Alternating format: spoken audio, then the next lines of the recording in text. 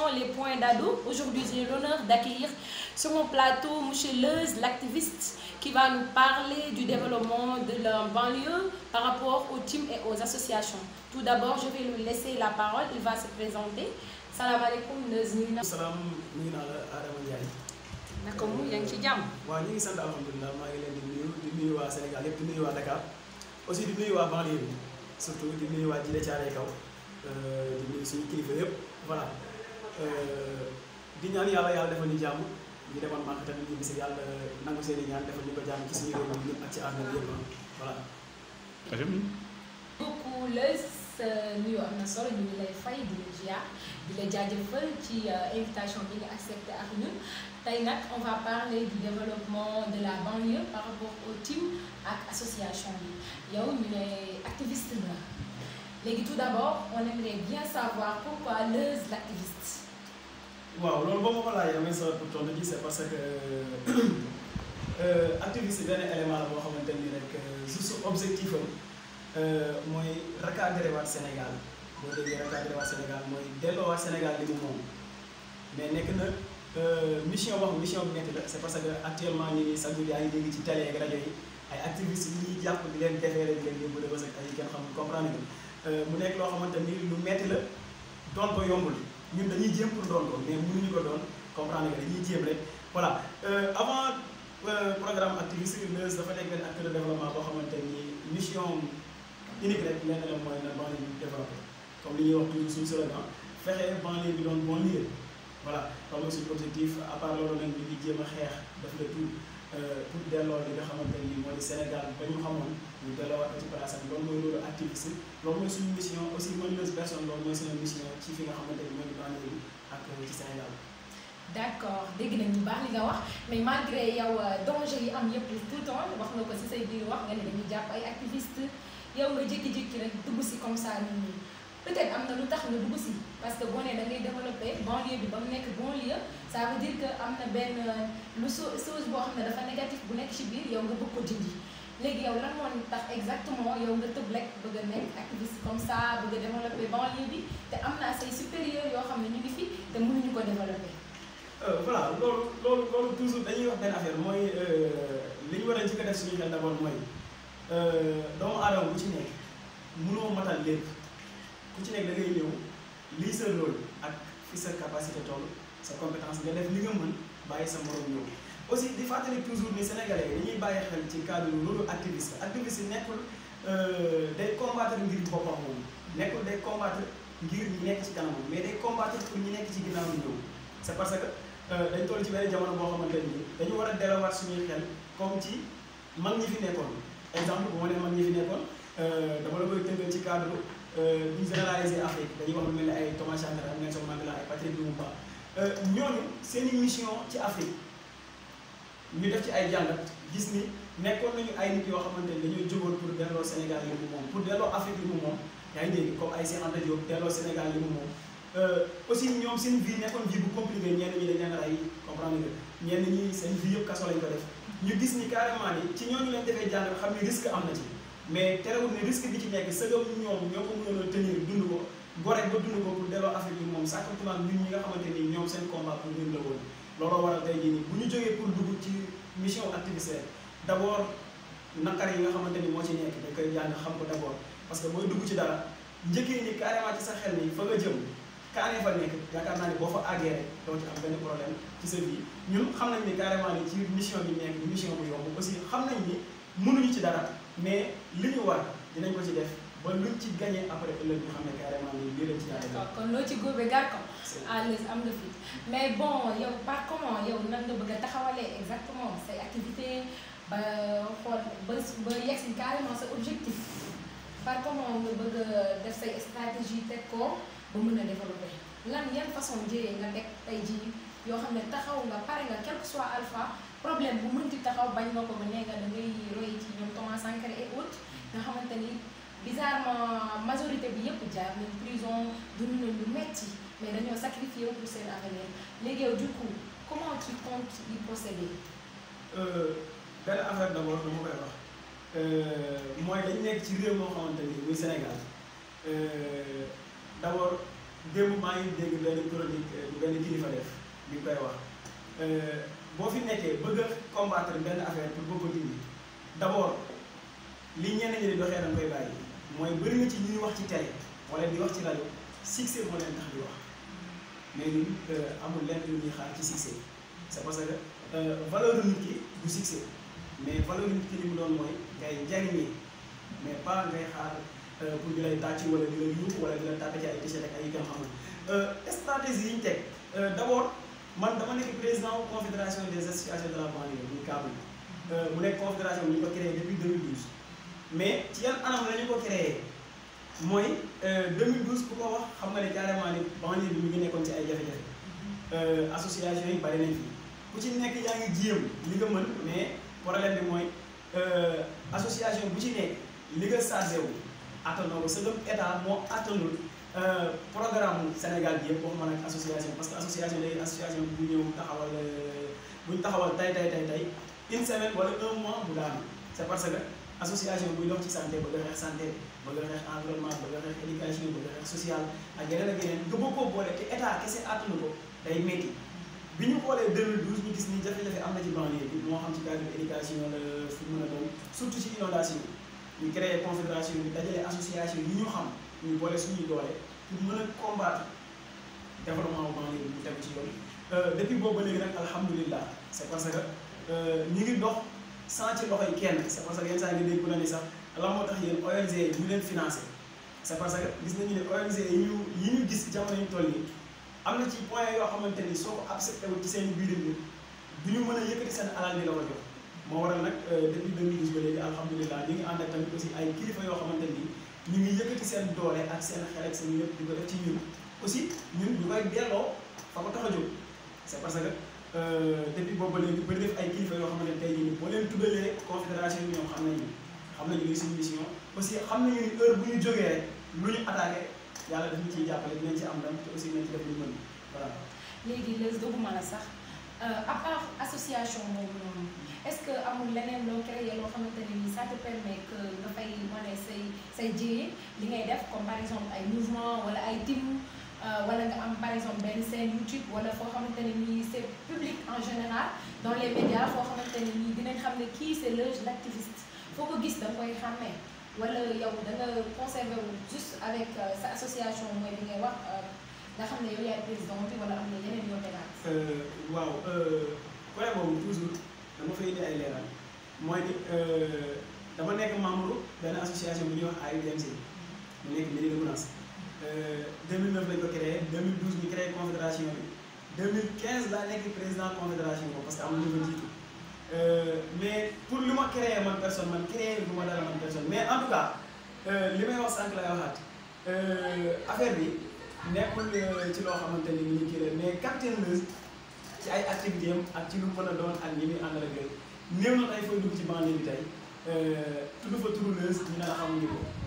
c'est parce que tonte Leuz xale la yenn saa sax ñenn ñi ne yow làmmiñ la teree am yaram wala làmmiñ la teree def lii wala moo la teree def lii mais objectif bi lenn la rek mooy lii suñu objectif mooy dinañ xeex jéem a def le tout ba adresse bi ñu teg wala ticket bi ñu tafal ñun en tant que ay banlieusards ñu fexe koo xeex ba dindi ko mënuñu dindi lépp nag mais nañ jéem ñu mën ay seen YouTube confédération moo ko am comprendre nga yeneen ak yeneen confédération moo ko am confédération bi bokk ñun ñëpp mais bu dee Leuz personne Leuz lu benn compte Facebook am képp ku bëgg a xam Leuz da ngay dem ci compte Facebook am amul lenn loo xamante ni man dinaa ko masqué wala ma koy nëbb voilà ku fa dem di nga mën a xam Leuz mooy kan te aussi boo cliquer dugg seen biir compte Facebook rek di nga war a mën a xam kii li muy wax mën na ci dara wala mën na ci dara aussi ñi mu nekkal xam nañu dara wala xamuñu dara wala aussi li ñuy def gëm nañ ko wala gëm nañ ko voilà. mais bon yaakaar naa ku nekk ku lay suivre wala di la topp wala ba nga xam ne bu ñu tuddee Leuz gars yi nga xam ne moom la kenn ki la amul ñaar yaakaar naa am na loo leen wan loo xamante ne nii moom moo tax ñu topp la. parce que defe naa doo topp li ci dara wala nga koy suivre lan nga defagul loo xamante ne ni tey gars yi ku ko gis rek danaa ne fii Leuz moo fi jaar. voilà du man maa ko def aussi dama koy waxaat du man maa ko def Leuz personne mënul dara Leuz personne deful dara Leuz dafa am ñu nekkal comme li ma la wax léegi nii le 2015 la nekk président confédération mais doomu aadama bu ci nekk dafa am lu yàlla def ci yow tey Leuz mën nañ ne mbooloo moo séen wala mbooloo moo gis dana ci am kenn koo xamante ni moom la yàlla di jël teg ko ci kaw comme li ñuy wax naan buñ bëggoon a jàll ci buntu bi tey jii nii di buuxante lu ñuy jàll faa ñu benn toujours faa am bu njëkk a jàll comprendre nga wala nit ci écrit lamb am na tête de file te écrit boo fi tudd am na bu sa xel di dem voilà noonu la mel mais bu doon Leuz ak Leuz kese dara du dem parce que Leuz kese mënul dara Leuz kese li mën mooy wax rek yaa ngi dégg mais wax kese doxalul dara jëf mooy doxal dara te sénégalais da ngay jëf ñu teg bët ci li nga jëf ñu doon mën a nangu seen mbir aussi que doon mën a wax ci yow li ñuy mën a wax ci yow kon mën naa ne Leuz kese Leuz lu mu teg ñu nangu ko ànd ci ñu liggéey ko wala ñoom lu ñu teg Leuz nangu ko ñu ànd ñu liggéey ci ba tey lu ñu am rek tey yaakaar naa ne ñun ñëpp ensemble la mais Leuz personne kese ñu ñu teg dara voilà. merci beaucoup Leuz ci yow defe naa tey jii ku la bëggoon a xam teg nga assez argument yoo xamante ne nii tey kuy wër Leuz dina am bu baax lu muy joxe après bon dañuy dugg rek ci débat bi comme ni ñu ko waxee tout à l'heure mais on va parler de l'association et les teams ci sa cadre liggéey yow déjà yaa ngi ci association bi 2015 nga nekk président yow comment tu vis avec l'association à côté mu am team aussi. loolu damay sawar pour toll ci c'est parce que Sénégal tey lu fi yàqu li ma wax sànq li ko yàqu mooy li ñuy jël di ko copier ci nasaraan yi muy ñëw ci suñu biir réew na muy doxee ci seen réew ñu koy copier di ko indi ci suñu biir réew na muy doxee nekkul noonu lañ koy tegee tudd nga team mais lan mooy team d'abord team ñi ko créé duñu ay acteurs de développement aussi duñu ay activistes c'est parce que pour nga mën a développer dara da nga nekk acteur de développement mbaa nga nekk activiste mbaa nga nekk membre ci mouvement politique wala mouvement bu mën a doon mais team ñi ko créé dafa mel ni comme criss cross bi góor ñi di def maanaam team boo ko bëggee tënk ko ci comme góor ñi wàccee seen tubéy tey buñ la indilee détail loolu fi mu jógee moo team bi fi mu jógee dara xaajale wu leen c'est parce que ñi créé woon loolu bañ leen ciy topp ñenn ñi nee nañu ci prison bi la jógee ñenn ñi nee nañu rappeurs yi koy def di ci xastante di ci saagante comprendre nga team mi ngi jógee ci ñoom c'est parce que team ñi koy créé dañ koy créé nga nekk liggéey ma nekk liggéey keneen ak keneen nekk liggéey ñu créé benn team pour ñuy def collaboration suñu bëggee organiser ay yenn conseils yu am doole yi wala suñu bëggee invité yenn stars yi nga xamante ne ay borom doole lañu pour nga déplacer leen du yomb benn élément kese mënta def loolu ñu ne nañ créé team boo xamante ni team bi li muy tekki organisation bi nag boo nekkul boo dundul musique munoo bokk ci organisation boobu loolu team foofu la jógee c'est parce que bi muy doon a dugg Sénégal gis nga boo yi ko doon jël dañ ko doon créé organiser ay soirée organiser ay concert ak ay yu kenn xamul mais dañ dem ba orienté waat ko féetale waat ko ci cadre toujours dajale seen xaalis ba mu bari mais boo organiser sa concert dañ ci gagné xaalis organiser soirée dañ ci gagné xaalis mais dañ dem ba léegi dañuy créer ay yoo xamante ni mënu leen ak indi dara da ngay dajale sa xaalis moo xam ñenn ñi dañuy liggéey ba gagné benn somme bi kii indi 15000 kii parce que sama boy yi ma mujj laaj seen cotisation ñaata la 15000 lañ ma wax. kenn ku ne 15000 des fois sax da koy dépassé. da koy dépassé ñu dem louer seen appartement daje fa am fa benn une semaine comprendre nga asaaloo fa seen xaalis mu jeex ñu ñibbi si waat toog ñenn ñi sax seen parents yi lañ koy jox comprendre nga moo waral tey association dañuy dajale chaque dimanche 100 francs chaque dimanche 100 francs boobu noonu bu matee ci at bi bu jotee dinañ fexe ba organiser dara. moo xam nettoyé gox la leen def ay reboisement jëmbat ay garab comprendre nga wala ñu jéem a def le tout éducation bi ñu jéem a jàppale ñi nga xamante ne seen yaay amuñu doole pour jàng ñu dimbali leen ñu jàng ak yeneen ak yeneen xeex environnement bi normal yaa ngi dégg xam nga ñooñu ki ci kuy cotiser 100 francs 100 francs bokk na ki nga xamante ni chaque 2 semaines 3 semaines ñu génnee benn 15 000 wala benn 30 000 comme ni nga ko waxee comprendre nga def ko ci loolu te la ñuy dajale bu ñu ko dajalee pare dañ koy yóbbul ñeneen ci beneen gox xëpp ko fa ci benn 24 heures mu jeex ñu ñibbi si waat toog ci ay loxo yu mel te bari na ci nag ñoo xamante ne tey jii nii boo ci nekkee autorisé la lépp boo ci nekkee terewuñ la toog boo ci nekkee terewuñ la sol une bonne boo ci nekkee. parce que Blog Money la. merci beaucoup en général Blog Money ñun ñooy yore ci nii. merci beaucoup. aussi tamit dogguma la sax mais vu que ñoom li ñuy dundee ak association bi li ñuy dundee nga yaakaar ni yéen doo leen am problème pour développer parce que tout le temps ñoom ñoo nekk au-dessus loolu ñëpp xam nañ ko xam nañ ne team yi ñoom ñooy dominer ci biir quartier yi loolu doo leen am problème par rapport ak association bi. mën nañ am problème mais suñu problème côté bi ñuy amee problème ak côté bi ñuy xalaatee du nekk benn parce que problème bi côté bi ñu koy amee mooy tey su may xeex pour éducation bi normale te ñii tax may xeex éducation boobu normale liñ gëm wala liñ bëgg am na ci ñeneen ñoo xamante ni ñoo leen koy gën a yombalal comprendre nga kon man li may xeex toujours ci zéro lay mujj mais bu desee ci cadre de finance man li ma sama doole may maa ngi koy def ci gox bi perte ma ci yaa ngi dégg te toujours li ñuy liggéey ci gox bi ñoom da leen di jariñ c'est parce que ci gox bi lañ dëkk mais toujours rek ci côté bi ñuy sonalee mooy ci cadre ñi bokk ci biir team yooyu sa objectif mooy ñu jub ñu correct parce que gox bi kese taxul nga jëm li ñu man dama koy wax faral di toujours dama naan développement personnel d'abord mooy jiitu avant développement commune wala développement pays soo amul développement personnel munoo fexe ba développer commune ba nga dëkk développement personnel nag suñ ko waxee tey jii mooy d'abord ngay comportement bu baax ni tey bu ñu ko tënkee mooy ci communication ci colin ci waxin ak ci lépp yaakaar naa ni bu loolu normalé ci yow rek lu bëree bëri da nga koy sori te dañu réer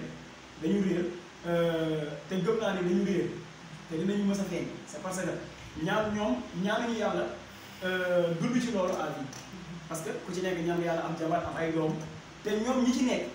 ñaanuñu yàlla seeni doom di def loolu parce que ñoom xam nañ li ñuy def ñoom ku ci am sa doomu jigéen tey jii nii di ko karkaral parce que doo bëgg mu sori ndax gis nga ni yow na ngay nekkoon ci timba ak la ko doon def bu sa doom ji demee amaana mën na def lu ko gën a pire parce que jamono bu ñëw jamono la koy gën a pire comprendre nga voilà yaakaar naa ni suñu problème entre association bi ak team bi loolu mooy suñu problème mooy comportement bi ñuy xëy di ko gis te suñu combat mooy fexe def na toujours ba lutter comportement bon boobu mais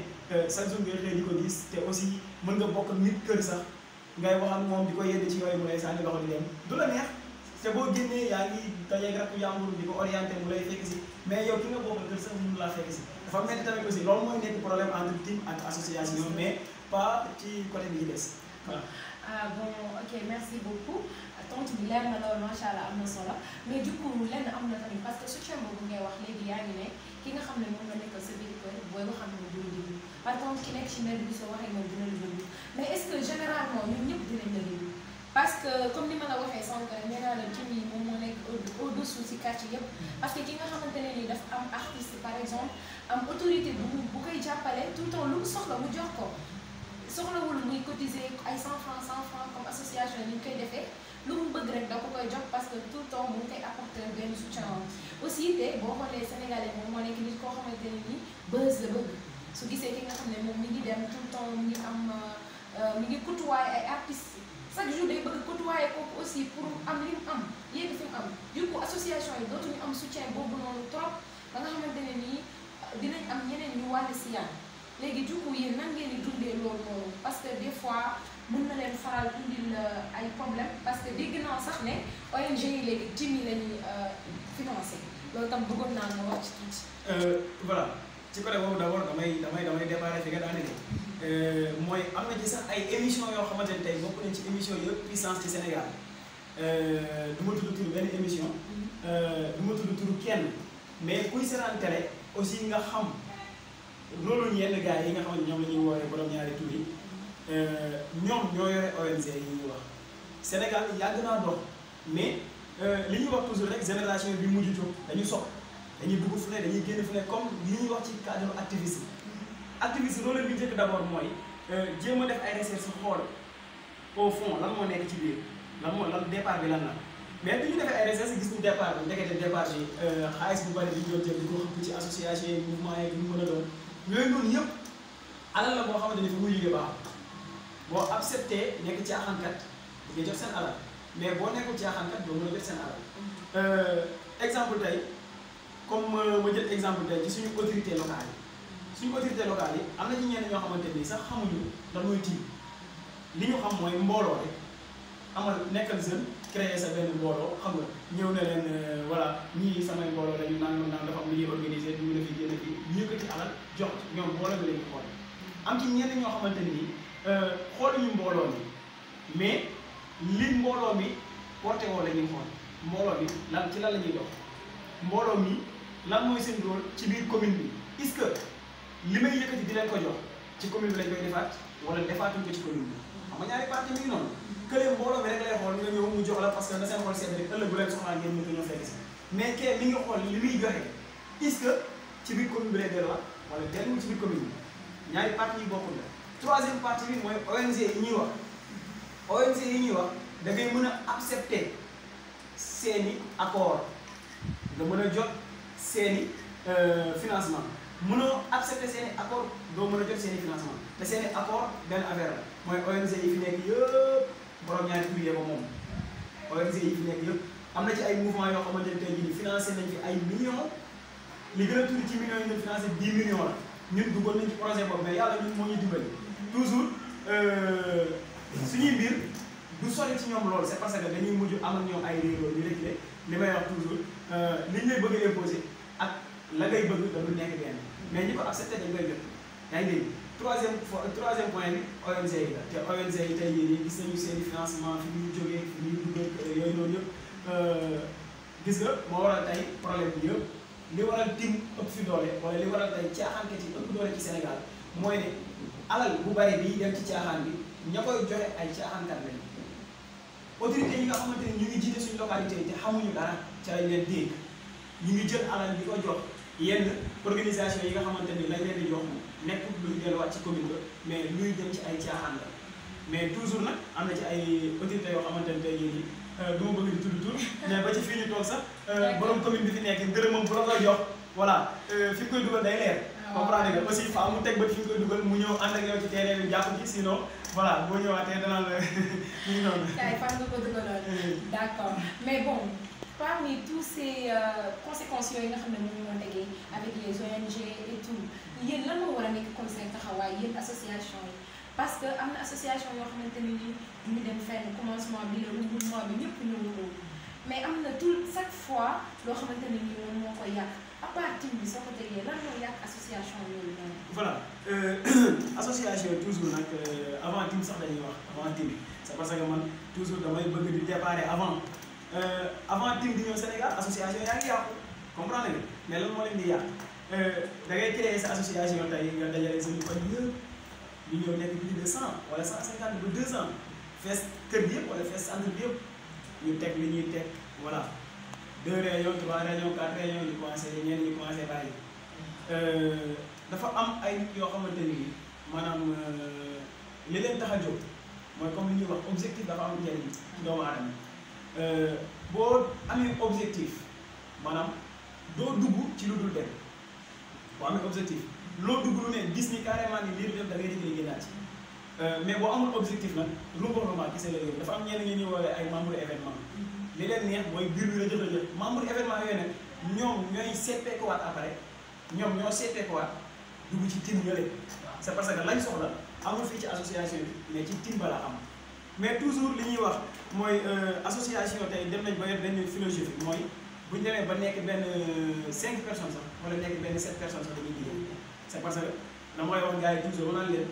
nekkul organisation bi yëpp moo compté mbooloo mi compté wut mais li compté mooy kenn ku ci nekk fexeel ba gox ba ngay yeewoo nga tekki fa dara wala kenn ku ci nekk fexeel ba gox ba ngay yeewoo bu fa problème xewee wala bu fa jafe-jafe ñëwee càpp seen xel yëpp ci yow lay dem man leen loolu mooy njariñ quoi mais nekkul organisation bi complète parce que organisation bi complète bu fekkee loolu rek la ñuy xaar développement du sa am mais toujours li ñuy xaar mooy élément bi personne bu duggee biir boo xam yaa ngi dégg ñëpp xam ne dugg na su fa manqué ñëpp xam ne manqué na bu problème amee su génnee bu lépp saafarawul sax lu bare bari dina saafarawul comprendre nga c'est parce que tey mën naa nekk tey benn personne dëkk ci sama quartier wala sama commune am problème ma contacté kële ñu ñëw ñu jàpp ci ñu ànd ñu liggéey mais bu ñu koy xaar ci association bi nekk ci biir gox bi toujours ci ñu war a daje nañ xaar bii ci koy sénégalais voilà moo tax toujours dañ fexee def le tout ba élément bu ci nekk ñun noonu la ñuy waxee élément bu ci nekk nga mën a représenter 5 personnes élément bu ci nekk nga mën a représenter 10 personnes élément bu ci nekk fu ñu la mën a envoyé boo fa demee boo accès ña fay fekk danañ xam ne carrément que kii ñu fi envoyé wax dëgg yàlla mbooloo ma sax mën na ko ñëw voilà ñun noonu lañu mel te aussi depuis bañ ko dalee def ba léegi ñu ngi jéem ñu mën da ngay jël benn Khadim Gueye président chargé des inondation pour l'instant jamono bii nii boo ko envoyé foo ko mën a envoyé bu accès rek xel yëpp day dal c'est parce que expérience am lañ soxla foo dem am na ay jeunes man bu ma ñëwoon tey dugg sa biir quartier dëkkuma sa quartier mais coono ba ngeen yéegee waa quartier ba man du ma ko yëg mais su ma ñëwee lan ngeen soxla ci man sama expérience lañ soxla su ma ñëwee na jeunesse bi génn ñu ne leen nii la ak nii ak nii ak nii ànd ak ñoom ba teg leen ci yoon après ñu rocceeku dem xool leneen rek la ñuy waat beneen problème noonu la ñuy doxee association yi fi doole association bi ci bëgg a mucc tamit na ngay doxee noonu même boo yoree 4 membres fexe ba sa 4 membres yooyu nañ am njëriñ boo xamante ni nii bu Sénégal gépp dañu woon nga boole leen ak Sénégal gépp di doxal voilà. ok léegi yow association yi yow selon toi ñi nga xam ne ñu ngi retourné wu lu si ëpp dañuy ñëw xool li nga xam ne mënuñu ko am ci association bi ñu retourné wu bizarrement dañuy ñëw dugg ci biir tur yi mais aussi tout le temps ñu ngi blâmer ci nii naan blowman yi ñoom ñoo fa nekk mais aussi association yi des fois ñoom ñooy indi seen i propre problème parce que am na ci bëri na ci association yoo xamante ne nii ay couple lay doon da ngay gis benn copain ñëw tekk ni sa copine l'autre aussi ñëw su ko defee groupe lay doon yéen seen biir lay nekk entre nous léegi du coup keneen su ñëwee intrus su ñëwee fekk ñaar ñi ñu ngi nekk ñaar ñi ñu ngi nekk moom kese mu pat day préféré retiré wu parce que danaan association bi daal moom ay couple kese la am man comme man impair la day retiré wu loolu est-ce que nekkul tamit seen faute la mais pas côté team bi aussi. xam nga benn affaire dama koy déggee ci sama bopp moom bi may dugg ci AEDMC 2009 dama dugg ci AEDMC dugal ma ci sama bopp man mais dama dem seen réunion toog waxtaan ci seen bi ma demee ci seen réunion fekk naa fa sama benn xale. comprendre nga exemple bu gàtt xaw ma ni ci association la bokk fekk naa ko fa moom fa laa ko fekk 2009 bi ma ñëwee toog bokk ci seen réunion c'est parce que jamono boobu gars yi dañ doon tourné rek fu ñu dégg ne association mën nga fa ñu dem assister seen réunion participer wala association ñu dem suñu pare ñu génn bi ma demee fekk ko ci association bu man ma ñëw adhéré ci association boobu organisé nañu xam nga soir. est-ce que nekkul yow moom moo tax nga adhéré aussi. ci association non pas moom yàlla dafa def benn affaire. mooy bi may wër bi ñuy wër di def tournée kenn ci ñun bokkul woon ci benn association xanaa ñee dañuy nekkoon ay président man mosuma nekk président association wax ji li muy bari bari coono li muy bari bari ku ma taxawal tey ma ne la mosuma nekk président association da nga naa ma noonu mënu nekk simple membre simple rek laa mos a doon comprendre nga mais bi ma ko fa fekkee après dañu gis ni carrément ni non dafa dugg ci association bi xam nga ñëw di doxaan xale yi jigéen ñi naan ma naan ko xam doxaan moo xale yi jigéen man ka ma fa fekk maa moom amoon association bi comprendre nga li nga wax tamit da ci am bët na ci association yoo xam da ngay dégg ñu naan la carrément association bi dañuy doxaanante dañuy fi génne fii comprendre nga mais dafa am benn affaire boo xam ne dafa am ñun dañu koy wax yenn saa yi xam nga Serigne Babacar Sy dafa am lu mu daan wax danaan wax naan carrément ni muusu daayira bi nañ jàpp ci dina ko daayira bi xam nga dafa am yenn yoo xamante ni bu ñu koy wax comme li nga wax léegi-léegi nii boo ñëwee fekk association bi ñëpp mënuñu nekk ay couple na association bi mënoo ñëwoon fekk 20 personnes ñëpp nekk ay couple mënu nekk comprendre nga toujours la plupart boo xoolee day nekk président bi ak secrétaire bi wala bu nekk secrétaire bi ak benn membre am comprendre nga affaire yooyu noonu mais loolu mënul ñàkk ci ay mbooloo yu daje comprendre nga mais lu ci mën a am ba lu ci mën a am mooy ne du ñu dépassé foofu du ñu romb foofu bu ñu nee association yu bëri li koy tas mooy coowu xaalis dañuy dajale seen xaalis dafa benn instant ñu bëgg a gis seen xaalis ñu mën a gis seen xaalis coow commencé am xaalis bi mu tas comprendre nga mais li ñuy wax toujours rek foo fekk ku naan carrément association bi ñuy doxaanante naan moom naan lu fi génne fi moom moo gis loolu comprendre nga bëri na ci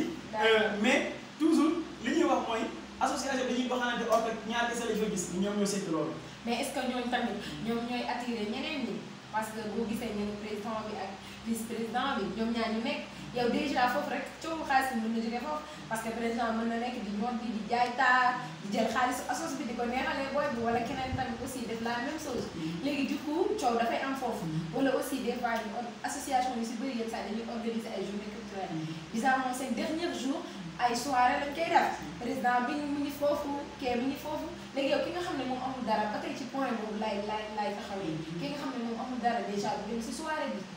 su ñëwee xool réunion bi lu ñu demee ñaañ ñi ñu ngi toog yow suy ñëw nga ne xaaral ma dem jëli woo du ànd mu toog keneen aussi def la même chose moom su ñëwee dafay sentir comme ku ñu aimé dafay mel ni ku ñu marginalisé léegi loolu day tax bu beneen yoonee dootul préféré ñëw léegi yéen ngeen yaakaar ne est-ce que doo leen changer loolu bien vrai que ni loolu mënul ñàkk ci mbooloo buy tase mais tamit ngeen xool seen comportement nan ngeen di doxee ci biir ku nekk ñi nekk ensemble ñu nekk hors association bi suñu génnee ñu nekk comme mais bañ ko montrer carrément visiblement ci biir assoce bi su ko defee di ngeen mën a am yeneen nit yoo xamante ne nit mën na ñëw bokk sans pour autant mu xam ne fii am na ay relations sans dépenser yéen ñu ngeen koy montrer mais léegi gis nañ association yi gars yi dañu wóobat génération 2000 bi faaw ñu wane ni kii sama maa xamoon kii aussi même chose parce que association mën na am ay rival et tout kii mën na nekk kee nekk ak kee rivalité bi am jalousie tamit dafay dugg des fois ba jigéen ñi dañuy am rancune si seen biir waaw yaa ngi gën a xam nga fi may wax. xam nga dafa am association yi tamit nekkul association buy développé ay amour voilà c'est parce que comme ni nga waxee su ma ko déggee day mel ni association boobu ñoom ci cadre mbëggeel la ñuy dox maanaam boo fa nekkee daal yow amoo ko war a mën a noppanteel dafa mën a dox mais ci développement la ñuy dox comprendre nga voilà ci développement la ñuy dox aussi nekkul ne ci association yi xam nga da ngay dégg yenn saa yi parce que man association boobu moom man jàpp ma ko association fan c'est parce que association boo xamante ne heure bu ñu ñëwee war a daje problème amul génn fa man jàpp ma ne association la comprendre nga man maa ngi ci organisation boo xamante ne nii ki ma fa nekkal am nañu 5 ans man ak moom comprendre nga. kon yow tam yaa ngi ci biir. non pas maa ngi ci biir mais ñu ngi ci biir organisation boobu mais ñi ma nekkal. ñi ma nekkal bu développement bu heure développement jotee bu ñuy débat ci développement bu ñu xasee ba toog ci cadre organisation ak organisation bu mën a doon lijjantiwuma la comprendre nga lijjantiwuma la te ñëpp xam nañ ko ci man mën nañ fi nekk durant 20 ans sekk dara mais sama jabar sax bu ñu bokkoon benn organisation bu ñu nekk bu ñuy toog di débat ci cadre organisation ku ñu xamul doo xam lu sekk maanaam moom comprendre nga mais loolu heure bu tasee association rek dafa fekk ne association bi nekkul pour développement quoi mais ñoom li ñuy développé mooy mbëggeel comprendre nga mais association bu liggéey rek tax a jóg yaakaar naa ni yooyu mënu ko tas quoi comprendre nga dugal fii affaire yooyu noonu loolu toujours buy am day fekk mu nekk heure ci cadre entre secrétaire bi ak kii trésorier comprendre nga parce que association bi ñu teg ci ay règlement yu clair ñu war a liggéey ci cadre développement bu clair seen xaalis du dugg ci caaxaan mais nag association bu ñu créé ci ay caaxaan association bu ñu créé ci ay fonds ay nobanteeg affaire yooyu noonu seen xaalis faaw ñu tasaaroo dugg fi kenn xam loolu moom day clair comprendre nga voilà. xam naa temps bi nag moo ñu xaw a xoj tuuti rek dañuy ñëw tëj léegi su ko defee dañu ngay wax benn solution boo xamante ni da nga koy proposé gars yi aussi ak appel bu ngay def à ce que bu fekkee bëgg nga aussi gars yi rejoindre la nan la ñuy def ba ñëw fekk si la jàppale si liggéey bi nga nekk. voilà toujours d'abord activiste bi ñuy wax Sénégal tey boo nee man activiste la dañ naan saagakan nga wala dañ naan xastekan nga wala dañ naan yow li la tax a jóg mooy créer ay bougan ci dëkk bi indi ay problème ay kenn mën a comprendre mais loolu activiste bu ñu bëggee Sénégal am solution bu claire c'est parce que damay wax benn affaire aussi bu claire ñii woowee seen bopp ay politiciens waxuma ñii woowee seen bopp ay acteurs parce que am na ci ay autorités yoo xam ne ay politiciens mais ay acteurs de développement lañu comprendre nga comme li ma wax sànq ci commune bi ñu nekk ak yeneen i commune yoo xamante ne dem nañ fa gis nañu mais toujours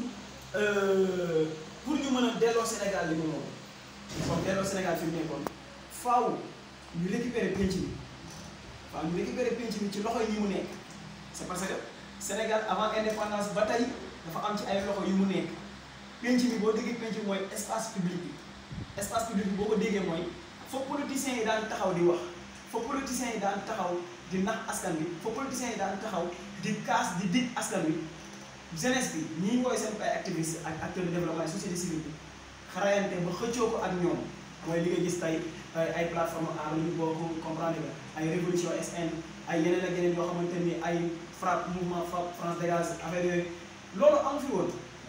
mais tey loolu noonu lépp ñëw na uniquement pour récupérer espace public boobu parce que manifestation boobu mos a gis ci Sénégal rek les politiciens parti bi xañ nañ ko lii mu jóg di manifester wu contre état mais léegi activistes yi jóg nañ pour xëccoog ñoom terrain bi pour delloo Sénégal bi moom nag xëccoowuñu terrain bi pour di fa dig askan wi dara loolu diguñu askan wi dara mais dañuy xëccoo terrain bi pour xamal askan wi ni leen depuis ba yàlla sàkkee àdduna ba léegi Sénégal am na ay ressources yu fi nekk yoo xamante ni buñ koy exploité woon teg ko fi ñu ko war a teg tey dinañ bokk ci pays yi gën a développé ci àdduna bi c'est parce que bu ñu nee Sénégal tey mooy 3e pays bi ëpp puissance ci cadre ressources comme pétrole gaz zircon bi ñuy wax phosphate bi ñuy wax ak yeneen ak yeneen bu ñu nee Sénégal mooy 3e pays ci àdduna bi yëpp kon yaakaar naa ni tey waroon nañu dépassé fii heure bi waroon nañu fekk ñu nekk ci yeneen ak yeneen léegi nag tey li ñuy wax ak appel bi may lancé mooy jeunesse su Sénégal nañu wàcc ci terrain bi ànd ak activistes yooyu dugg ci biir organisation yi fas yéenee xeex pour delloo Sénégal li nga xamante ni mooy li mu moom delloo Sénégal li mu moom nag mooy récupérer li nga xamante ni moom la ñu jëloon teg ko ci ay loxo yoo xamante ni loxo yu setul la ba ñu koy utiliser ñeneen di ko jox ay étrangers yu fi dëkku ñu ko yóbbu ci seen réew di ko jariñoo di dellusiwaat di ñu jaayaat ay yoo xamante ni amul fenn nañu def le tout rayante takk suñu fi ànd ak dignité ak fulla ak fayda ba delloo Sénégal li moom loolu tey mooy li mën a développer Sénégal bi yëpp développer Afrique aussi développer banlieue ak fépp fu mu mën a dem ñu bàyyi baraade bi voilà bàyyi baraade bi fàtte ko fële te rayante def le tout ba delloo Sénégal li moom loolu laay am ci lu may waxaat voilà di la gërëm aussi yow di la sant di la ñaanal yàlla yàlla defal la jàmm bàyyi la fi c'est parce que sa émission bi nekk émission boo xam ne dafa la voilà kontaan nañ trop di la wax ni rek yàlla ñu yàlla defal jàmm. amiin amiin voilà ñi nekk ci banlieue bi yëpp Djiddah Thiaroye Kaw ak feneen fi Djiddah Thiaroye Kaw yàlla ñu yàlla defal ndam lii suñu objectif ci commune bi ñu nekk muy Djiddah Thiaroye Kaw ak maire bi fi nekk muy docteur Cheikh yàlla may ñu kàttan ak mën-mën ba ñu àggale ak jàmm c'est parce que gis nañu jàmbaar bi mi ngi def lu mën di ko ñaanal yàlla defal ko jàmm tamit aussi. merci beaucoup merci beaucoup Leuz ñu ngi lay jaajëfal bu baax a baax di kontaan lool am mbégte nga wuy suñu tey waxtaan ak ñun bokk ak ñun débat bi te li nga wax am na solo lool macha allah yaakaar naa ku ci nekk rek jëlee nga ci benn xam-xam kon su ko defee dañ leen di wax ba beneen yoon kon lu neex lu doy c'était votre émission les points d'ado on vous donne rendez-vous à très bientôt sur un autre numéro merci beaucoup au revoir.